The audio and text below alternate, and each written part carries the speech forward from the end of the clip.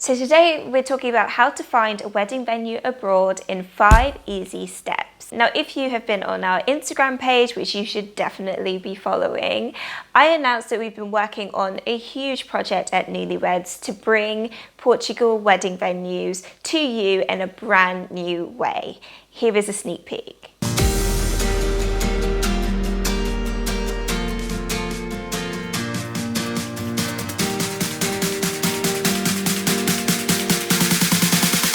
I'm so excited for this launch, which is coming extremely soon. So if you want to hear the latest developments and get exclusive offers and content, then sign up to our mailing list. The link is down below. Now let's jump into these 5 steps. The first step is to research using varied sources. Don't just use Google to try and find your dream wedding venue, because it's more likely that you'll just see the same 10 over and over again because they've got good SEO, or they've paid for ads, or they are just extremely popular. You won't actually get a full breadth of the country if you just look in one place. So look at blogs, Pinterest, Google, platforms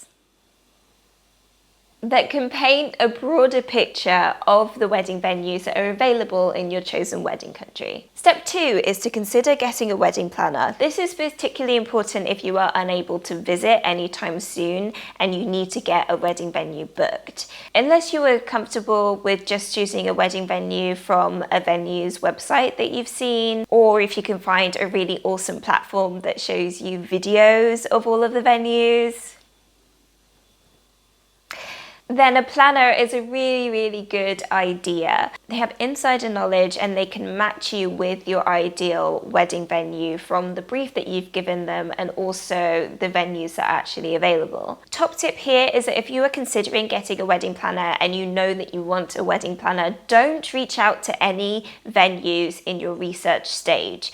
Just research. Don't actually contact anyone yet. The reason is that your wedding planner has a much better leverage to negotiate with that wedding venue if you haven't already started speaking to them. The third step is to start contacting and review menus and brochures as guides. The contact stage is important. If you have a wedding planner, then they will do all of the contacting for you, but if you are doing it yourself, then you need to realize that some things in some countries are done a little differently. Case in point, you might have longer wait times to have your inquiry heard from. The email that you get back might not be as polished as you were anticipating.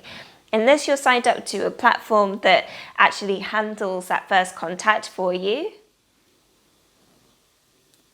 then you may find that the first contact stage might be a little difficult with some venues. You might not hear from them for weeks, or you might get an instant response. It's very much give and take. So remember that the first contact stage is a little different.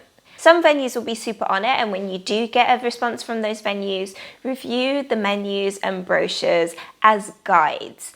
They are guides to the way that things are done. Most good wedding venues will be flexible. They'll want to customize your menu. They might negotiate a little bit with you. We will do a full video in this series about negotiating with your wedding venue, but just know that the first menu that you get are just the sample menus. Most venues will be happy to negotiate and change things that will suit you and your wedding. Step 4 is to visit as soon as you can, if you can. This is not possible for everyone. I've done weddings where the couple has not been able to visit and we've done everything via video, so the platform will also have that in mind. But if you are able to visit, then do visit when you can. If you want to visit to choose your wedding venue, then you need to do it as soon as possible. Come armed with questions so that you don't waste that time, because it's unlikely that you'll be able to visit multiple times throughout your wedding planning process.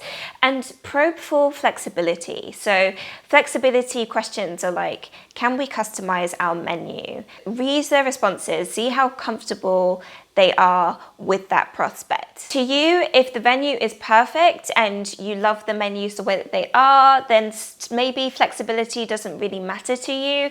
But I find in my work specifically, because what we do is so custom and bespoke, that I prefer to work with venues that are open and willing and happy to be flexible. Bonus pro tip for all of you that stayed right to the end of this video.